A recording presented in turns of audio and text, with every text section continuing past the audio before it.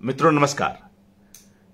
वरिष्ठ गद्यकार, कवयित्री और अनुवादक ममता कालिया जी पर एकाग्र की चौथी कड़ी में आप सभी का हार्दिक स्वागत है। आप अभी जिन्हें स्क्रीन पर देख रहे हैं उनसे कई लोग भली भांति परिचित हैं। डॉक्टर अभिलाषा चतुर्वेदी जी प्रयागराज की प्रसिद्ध बांझपन विशेषज्ञ और इस विषय पर कुछ एक पुस्तकों की लेखिका भी। डॉक्टर अभिलाषा चतुर्वेदी जी साहित्य प्रेमी हैं और ममता कालिया जी से, रविंद्र कालिया जी से इनका जो संबंध रहा है, जो मित्रता रही है, वह दशकों पुरानी है। तो साथियों, आज की इस चौथी कड़ी में हम लोग इन दोनों शख्सियतों की मित्रता की गर्माहट को समझेंगे और उसकी आंच, उसकी ऊर्जा से हम सभी भी कहीं न कहीं प्रज्वलित होंगे। तो आज कुछ ऐसी ही बातचीत होगी।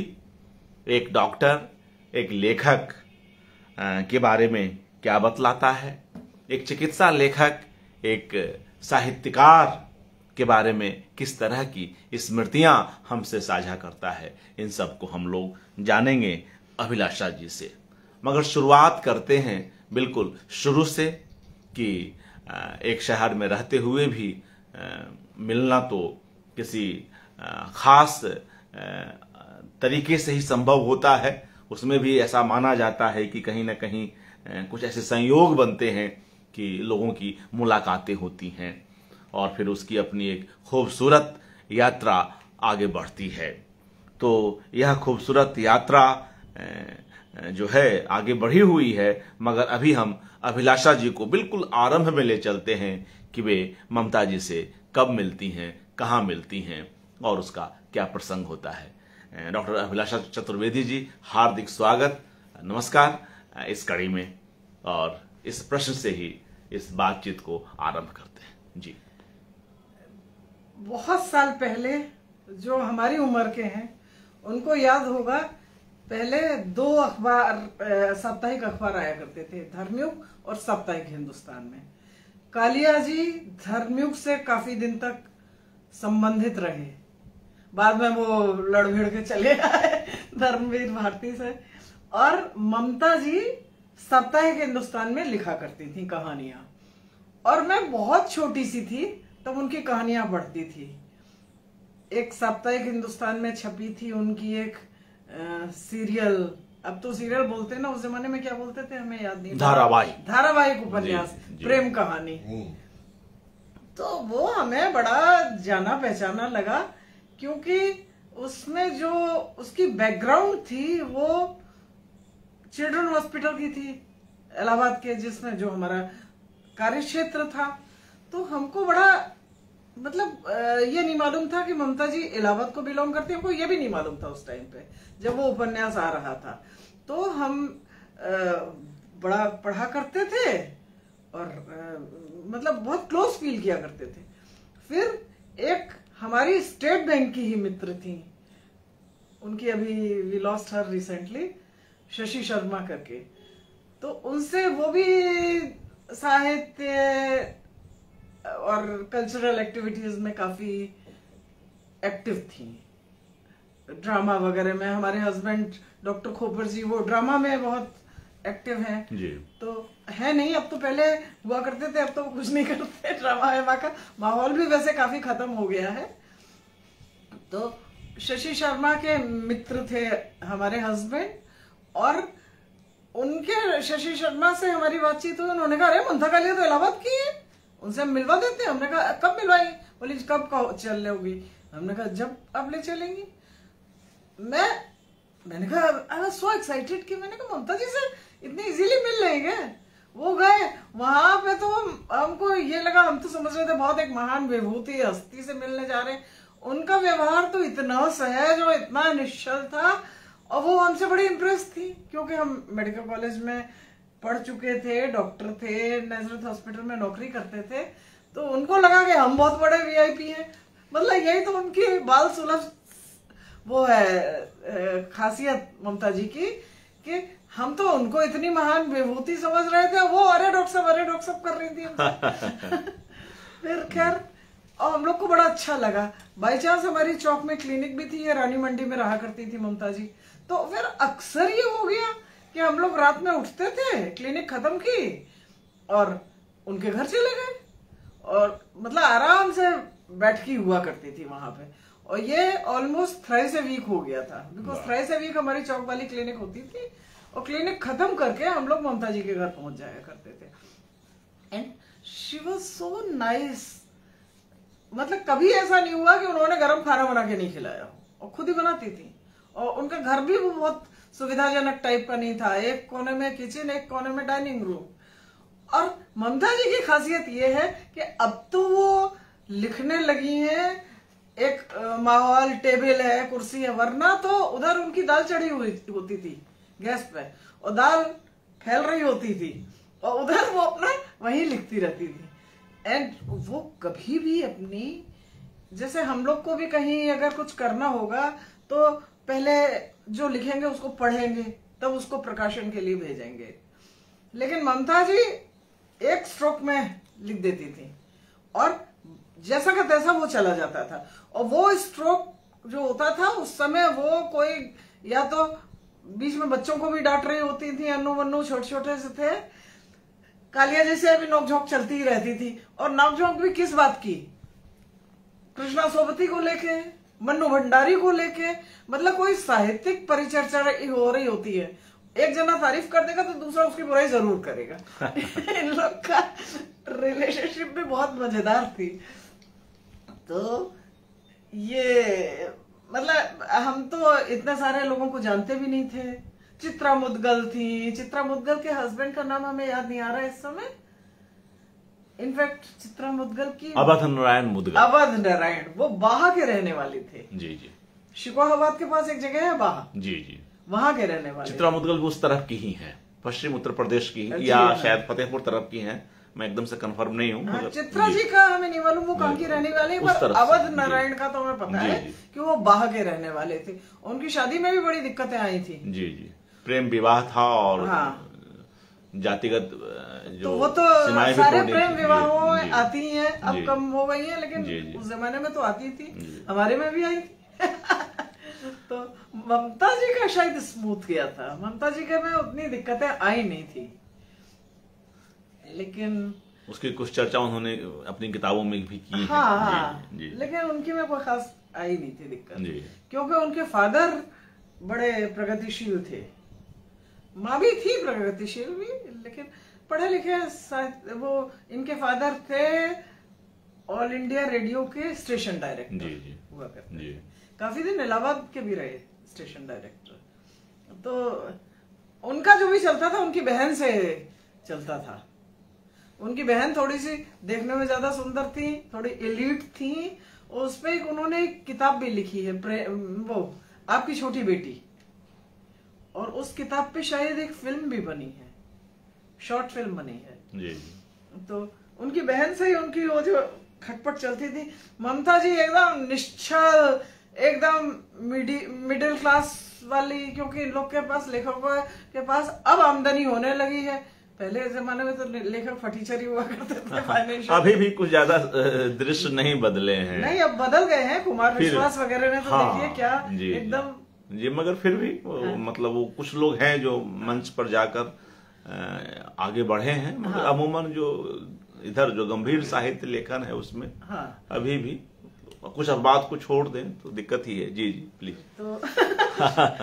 तो ममता जी के पास बेचारी फाइनेंशियली भी बहुत, वो घर की भी जिम्मेदारी, खैर तो नौकरी तो कर ही रही थी, नौकरी कर रही थी, लेकिन फिर भी प्रेस चलता चला नहीं था। जी जी, कालिया जी बहुत बड़े साहित्यकार थे, बहुत बड़े लेखक थे, लेकिन बिजनेस करना उनको नहीं आता। जी, अभी अन्नू बता तो रहा था, अभी पिछली मीटिंग में आया था, अन्नू बता रहा था कि हमें अगर पॉकेट मनी की जरूरत होती तो हम अपने घर के, हमारे घर में इतने अखबार आते थे कि रद्दी बेच लेते थे। अन्नू माने उनका लड़का। हाँ, मैं समझ रहा हूँ जी। हाँ, जी तो रद्दी बेच लिया करते थे। तो ये उन लोगों का संबंध था। फिर वो बड़ी घबरा रही थी जब उनको तिलियरगंज जाने का, वहां पे उनको एक प्रॉपर घर मिला जी। और तिलियरगंज अब कह रही थी वहां हमसे मिलने कौन आएगा, लेकिन जिसको जाना होता है वो तो जाता है। हम लोग रानी मंडी के बदले शाम को वहां पहुंच जाते थे, और वहां पे तो किचन विचन भी कन्वीनियंट था, मतलब बना था प्रॉपरली जी। हाँ जी। तो उनके लिए बड़ा आसान था। और वहां पे भी रोज शाम की बैठकें हुआ करती थी। वो हमारे लिए बड़ा अच्छा था कि क्लिनिक से उठो रात को 9-10 बज जाते थे, कहाँ जाएं। जी। इलाहाबाद शहर ऐसा तो है नहीं कि हमें बड़ी नाइट लाइफ हो, तो वहां पे जाके आराम से बैठ गए। हमारा बेटा भी होता था, बेटा उनके बच्चों के साथ खेलता था, और इन लोग की अन्नू मन्नू हमारे बेटे की अभिनय की बहुत पटरी बैठती थी, और बड़ा कंफर्टेबल वो होता था। हम लोग को यही नहीं मालूम हो रहता था कि कब आ रहे हैं, और वहां पे पूरी लेखकों की जमघट मचा रहता था। तो फिर बाद में हमारे पेरेंट्स भी आ गए। अरे वाह। थोड़ा यहाँ पे ही उन्होंने भी मेहदौरी कॉलोनी में किराए पे घर ले लिया। हमारे पेरेंट्स अपना गांव का घर बेच बाच के गांव की प्रॉपर्टी और यहाँ पे आ गए, और उन्होंने ले लिया। इन लोग की मजेदार बात तो सबसे ये है कि हम लोग तो भाई यही जानते थे कि किताब खरीद के पढ़ी जाती है। हम लोग के ऐसे तो कोई राइटर थे नहीं कि हमें कोई गिफ्ट कर देंगे, तो हम लोग किताब पढ़ा करते थे। तो हमारे फादर, मेरी मम्मी भी बहुत साहित्यिक प्रवृत्ति की थी, तो शायद उन्होंने ही हम लोग के मन में ये कीड़ा डाला है साहित्य से संबंधित होने का। तो हमारे फादर ने कालिया जी को बताया कि हमने आपकी किताब पढ़ी हुई है, तो कालिया जी वाज सो एक्साइटेड, कहते कि कहाँ पढ़ी आपने। तो फिर ने बताया कि अरे खरीद के पढ़ी, और कहाँ से पढ़ेंगे, कहते आपने वही किताब खरीद के पढ़ी, बताइए।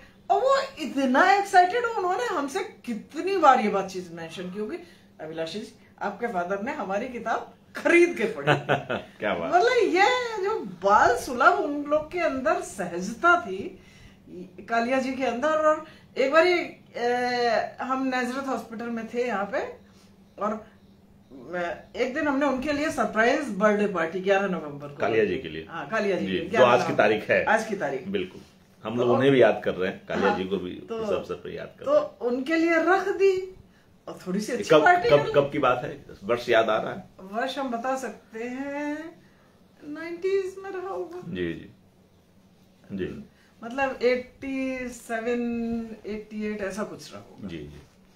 तो हमने वहां पे पार्टी रख दी। अरे वो तो इतने ज्यादा एक्साइटेड कि अरे आपको हमारी बर्थडे याद रहती है। और अच्छा उस जमाने में फेसबुक तो था नहीं जो बर्थडे याद रखो उसी की याद रहती है, रिमाइंडर आ जाए। हाँ तब तो रिमाइंडर तो होता नहीं, करेक्ट, लेकिन हमको तो याद थी जी। तो हमने उनके लिए रख दी। और मतलब वो जरा सी बात पे इरिटेट भी हो जाते थे, जरा बड़े तुरंत मिजाज टाइप के थे। जरा सी बात पे वो इरिटेट भी हो जाते थे, जरा सी बात पे वो खुश भी हो जाते थे। और खुश ऐसा नहीं होते थे, बच्चे की तरह खुश होते थे जी। जैसे कुछ उदाहरण दे, कोई ऐसी कोई घटना याद आ रही हो जी। अब जैसे यही पार्टी वाला, हाँ हाँ, हमने उनके लिए पार्टी रख दी, वो इतने खुश कि जैसे किसी बच्चे को कोई खिलौना मिल जाए। वाह जी। तो ऐसा था हम लोग का संपर्क जी।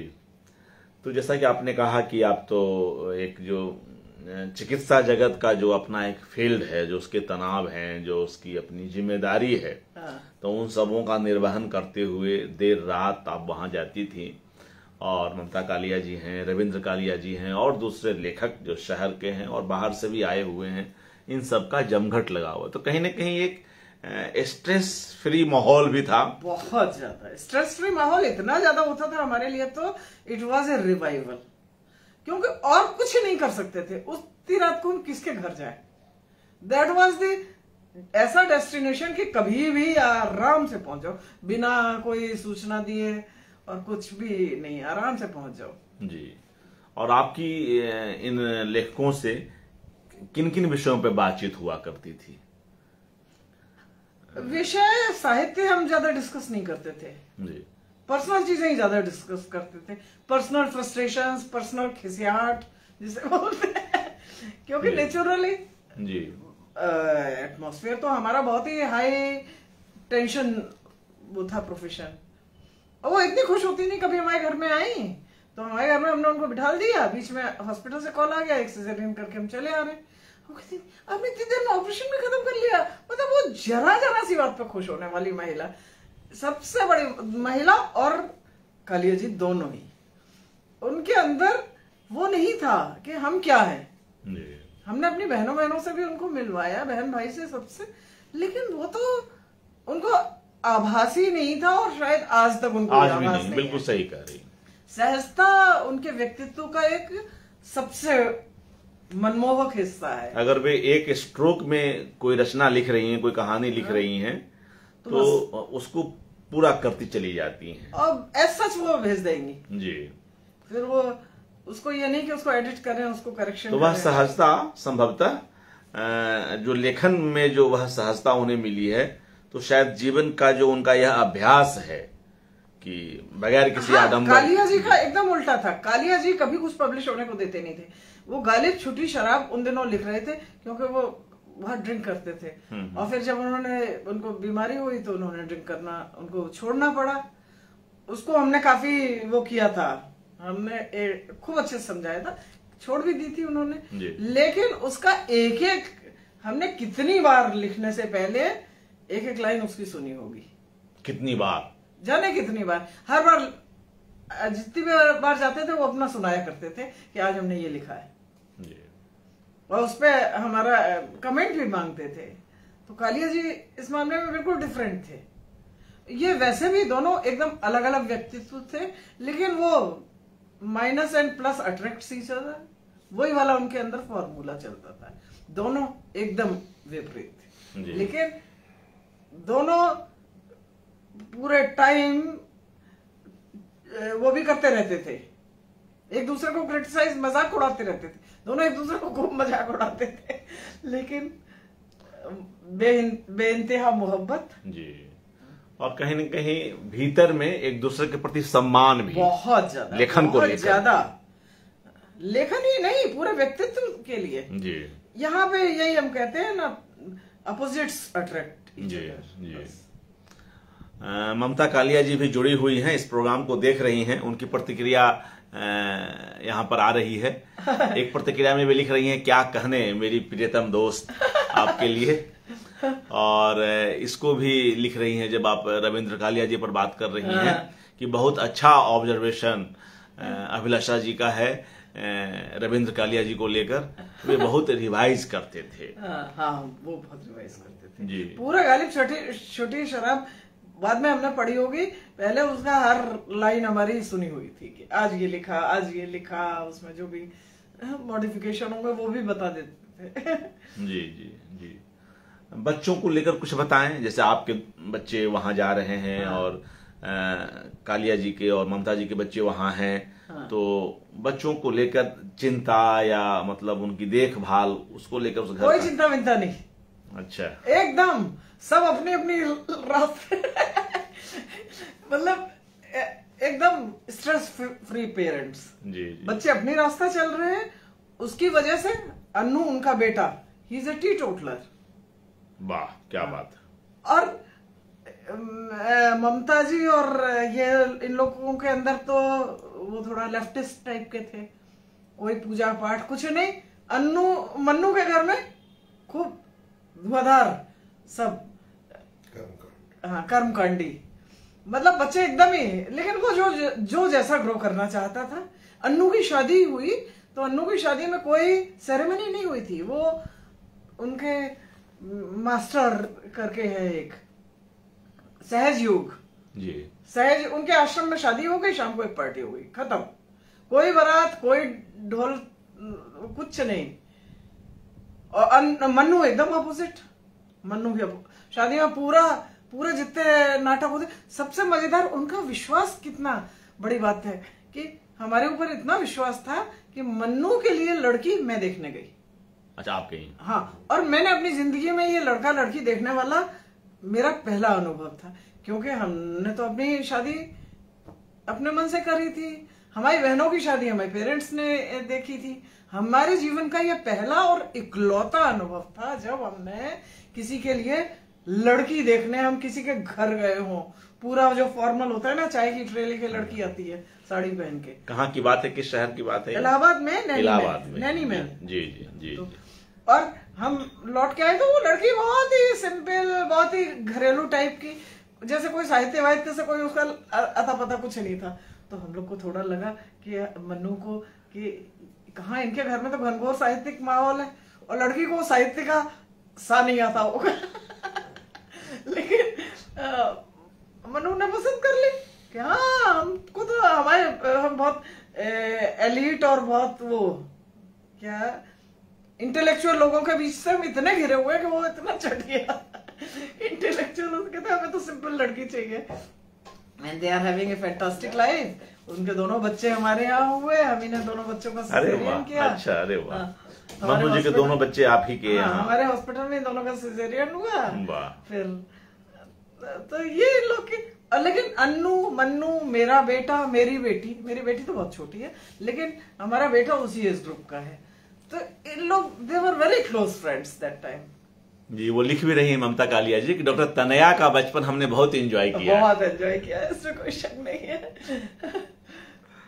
जी बिल्कुल। तो जब ममता जी दादी बनती हैं, और आप ही मतलब उनको, ममता जी थी भी नहीं यहाँ पे। अच्छा, ममता जी तो बाद में आई हैं। अच्छा, मतलब हमने उनके लिए लड़की देखी, हमने उसके बच्चा हुआ। मन्नू टोटल यहाँ पे था, ममता जी वहां चली गई थी, दिल्ली चली गई थी। जी जी। तो I was the total guardian. और लड़की जब हमने देखी तो हमें लगा कि अब मान लो शादी वादी में कोई प्रॉब्लम आए तो मेरी जिम्मेदारी आएगी। मुझे बहुत डर लग रहा था, लेकिन सब ईश्वर की कृपा है। तो बेशक वो न थी यहाँ, लेकिन क्या मतलब उनके घर में हमने कह दिया कि हाँ, मन्नू को पसंद है तो ठीक है, कर देंगे। अच्छा, कुछ अपनी ओर से कुछ खास उन्होंने सवाल जवाब पूछे नहीं मन्नू को। उन्होंने कहा आपका क्या कमेंट है? हमने कहा ठीक है, एक ऑर्डिनरी मिडिल क्लास लड़की है, जैसे अपने जैसे घरेलू टाइप की, और मन्नू को पसंद है बस। हमारे कहने पे उन्होंने ना कुछ लड़की को देखने की कोशिश की। हाँ, उसकी शादी में बड़ा मजा हुआ था। क्या हुआ तो बताएं। अन्नू की शादी तो जैसे मास्टर जी के आश्रम में हुई थी, वही उसमें वो कहाँ किस शहर की बात है? इलाहाबाद में। अच्छा, इलाहाबाद में सुलेम सराय की तरफ है उनका आश्रम जी। तो उसमें जाके बस दोनों ने एक दूसरे को माला पहना ही हो गई शादी। और मन्नू की शादी तो पूरे विधि विधान से हुई थी। तो एक दिन अचानक एक फ्रिज चला रहा है, ट्रॉली पे लदा हुआ। क्या फ्रिज आ रहा है? फ्रिज। हाँ हाँ। अब तो कालिया जी को गुस्से के मारे आग बबूला, मैं तो ये सगाई तोड़ दूंगा। बताओ, पूरे साहित्यिक जगत में चर्चा हो जाएगी कि हमने दहेज में फ्रिज लिया। अब इस फ्रिज को वापस कर दो। हम लोग वहीं बैठे हुए थे बाई चांस, तो कहते हैं कि हम लोगों ने कहा अब वो पहले वो लेके आया, उन लोगों ने उसका पेमेंट भी किया होगा। इनको आगे से इंस्ट्रक्शन दे देते कि कुछ चीज भेजे भाजे नहीं, but because we don't belong to that strata of society कि हम लोग दहेज वहेज लें। पर वो कालिया जी ने इतना नाटक मचाया उस फ्रिज को देख के कि बताओ, सारी दुनिया में खबर हो जाएगी कि हमने फ्रिज दहेज में लिया है। फिर क्या हुआ? हम लोगों ने कहा नहीं, अब रख लीजिए। अब ट्रॉली वाला कहता है हमें 200 रुपया दो, हमें भाड़ा दो। उसकी जिद ये थी कि पहले मुझे भाड़ा दो, बाद में फिर भेजना हो, वापस भेजना। फिर वापस कहाँ भेजा जाएगा, हम लोग को ये भी नहीं मालूम था किस दुकान से आया था। मतलब बड़ा कॉम्प्लिकेटेड हो जाता है ना। जी हाँ, उन लोगों ने पेमेंट कर दिया, डिलीवर हो गया फ्रिज मेंदौरी में, और अब उस फ्रिज का करें क्या? ये बहुत मजेदार सीन था। भाई जान सब वहीं बैठे हुए थे उस समय। पर कालिया जी इतने इरिटेट हो गए। फ्रिज ही कौन सा हीरा मोती था, एक फ्रिज साधारण लोग देते ही है अधिकतर। तो आप लोगों की जो मित्रता रही और 4 दशकों की है, 40 वर्षों से आप मित्र हैं, तो कई बार मित्रता में उतार चढ़ाव भी आते हैं। कुछ इस तरह से उतार चढ़ाव हमारी मित्रता में बस यही था कि जब वो लोग वहां दिल्ली चले गए तो मिलना कम हो गया, मिलना खत्म ही हो गया। फिर हम लोग दिल्ली जाते थे जब, तो उनसे मिलते थे। वो जब इलाहाबाद आती थी, ऐसा हो ही नहीं सकता कि हमसे ना मिले। मतलब वो शहरों ने हमारे रिश्तों में दूरियां ला दी, लेकिन उसकी गर्माहट कम नहीं, गर्माहट वहीं की वहीं है। दूरी भले ही है, मिलना कम है वो बात अलग है, लेकिन जब भी मिलना है तो उतनी ही मोहब्बत और उतनी गर्माहट है। जी। और कोई ऐसी उनके व्यक्तित्व में कोई ऐसी बात जो आपको याद आ रही हो उनके गुस्से को लेकर, या कभी गुस्सा हुई? बहुत बहुत गुस्सा होती थी। अच्छा, जैसे? और सबसे ज्यादा तो रवि पे गुस्सा। अच्छा। गुस्सा और अंदर कुछ नहीं रहता था जी। अब सबसे पहले तो खाने में इतने नखरीले रविंद्र कालिया, बहुत नखरीले। उनके घर में अरहर की दाल नहीं बनती थी, आपको पता है? अच्छा। क्योंकि वो हमें उड़द चाहिए, मूंग चाहिए, अरहर की दाल ही नहीं खाती थी। ममता जी कहती है हमें खाने का मन करता है हाँ। लेकिन नहीं बनती थी, कभी हमने उनके घर में अरहर की दाल बनते नहीं देखी। तो इस तरह का, लेकिन वो हर बात में वो लोग लड़ते थे और 1 मिनट के लिए लड़ते थे बस। रोटी नहीं खाई, अब वो रोटी खाना परोस के रख दिया, नहीं खा रहे हैं, रखा हुआ है खाना, हर बात में जरा सी बात पर लोग पर वो इतना मतलब वो था कि संबंधों का घनिष्ठता ये थी कि ये नहीं, अगर हमारे हस्बैंड अगर नहीं खाए तो हम तो कहते खाना है वो खाओ, नहीं खाना तो उठा के फ्रिज में रख देना वापस, हम कभी नहीं इसमें ये सब करेंगे। लेकिन ममता जी गुस्सा हो जाती थी अगर कालिया जी नहीं खाएंगे तो हमने इतनी मेहनत से बनाया और नहीं खा रहे। तो अधिकतर ये घर की छोटी छोटी बातों पे होती है। जी जी जी। और एक लेखक अभिलाषा जी जिज्ञासु भी होता है, वह हर समय रचनाओं के संधान में लगा होता है, कभी चिकित्सक जगत से, कभी उद्योग घराने से, जैसे दौड़ जैसा उपन्यास लिखा, कभी कारपोरेट केंद्र से, कभी दौड़ जैसा उपन्यास तो उन्होंने अपने बेटे की लाइफ को देख के लिखा तो जी। तो आपके भी फील्ड को कुछ जानने की कोशिश की? कुछ ऐसा ध्यान जानने की कोशिश क्या करना। रोज हम लोग को तो सवेरे से शाम तक का, हम हफ्ते में 3 दिन जाते थे वहां पे, लेकिन वो सवेरे से शाम तक का पूरी कहानी उनको अपने आप ही बातों में, क्योंकि हम साहित्यिक परिचर्चा वगैरह नहीं करते थे जी। तो इधर वो उधर का सुनाती थी, हम इधर का सुनाते थे, अपने स्ट्रेस एंड स्ट्रेन, अपनी लाइफ के प्रॉब्लम्स, जो जितना भी, भाई naturally it's a very difficult and tough life. Gynaecologist की लाइफ से ज्यादा डिफिकल्ट लाइफ शायद ही किसी की होती हो। डिफिकल्ट, लेकिन एक बहुत इंपॉर्टेंट भी, क्योंकि हर बार हर रोज आप नए मेहमानों से घिरे हुए हैं। रेलवे का भी ड्राइवर को 8 घंटे ड्यूटी करने के बाद 8 घंटे की छुट्टी मिल जाती है, लेकिन हम लोग के यहाँ तो क्या है, पूरी रात इमरजेंसी करो, फिर सवेरे फिर ओपीडी। खिसियाहट तो होती ही थी, फ्रस्ट्रेशंस होते ही थे। तो हम लोग अपना वो अपनी रचनाओं में कब वो क्या लगा दे हमें नहीं मालूम, हम कभी इस पर ध्यान भी नहीं देते जी जी। लेकिन वो नेचुरली हर प्रोफेशन की उनको डिटेल्स तो पता होते ही थे। और कई बार अलग अलग क्षेत्रों से भी वे रचनाएं लेखक लाता ही है। हाँ, वो तो लाएगा ही नेचुरली। जी जी, क्योंकि समाज कॉलेज, वो कॉलेज की प्रिंसिपल थी जी, तो वहां से अपना लेके आती थी। तो आसपास को काफी जीवंत ढंग से ममता कालिया जी रखती चली गई। अरे अपनी सर्वेंट से पूरी उनको कहानियां मिल जाती थी, लोअर क्लास की वो सब डिटेल्स उनको अपनी नौकरानी से मिल जाते थे। जी जी। तो आपकी आंखें खुली होनी चाहिए, आंखें खुली होनी चाहिए, तो कहानियां तो हर जगह बिखरी पड़ी रचनाओं के लिए। आपका रिसेप्शन एंटेना सही है। जी जी।